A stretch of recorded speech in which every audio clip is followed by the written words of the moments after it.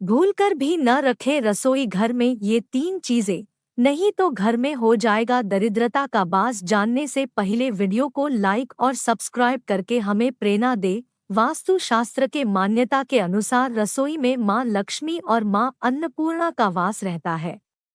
यह भी कहा जाता है कि रसोई घर को हमेशा साफ सुथरा ही रखना चाहिए। लेकिन कुछ बातों को नजरअंदाज करने पर घर में नकारात्मक ऊर्जा का संचार होने लगता है, जिसका प्रभाव पूरे परिवार और उनकी सदस्यों पर पड़ता है। वास्तु शास्त्र के अनुसार रसोई घर में 3 वस्तुएं ऐसी होती हैं जो कि बिल्कुल भी नहीं रखनी चाहिए। इन्हें रखने से परेशानियों में वृद्धि होने लगती है।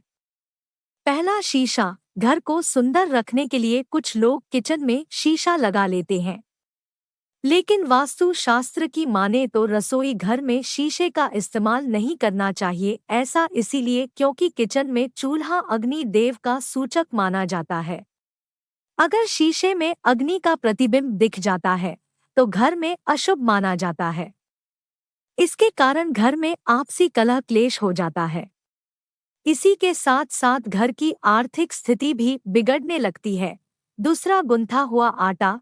कई बार महिलाएं किचन में रोटी बनाने के बाद गुंथा हुआ बचा हुआ आटा फ्रिज में छोड़ देती है और सुबह फिर से उसी का इस्तेमाल रोटी बनाने के लिए करती है।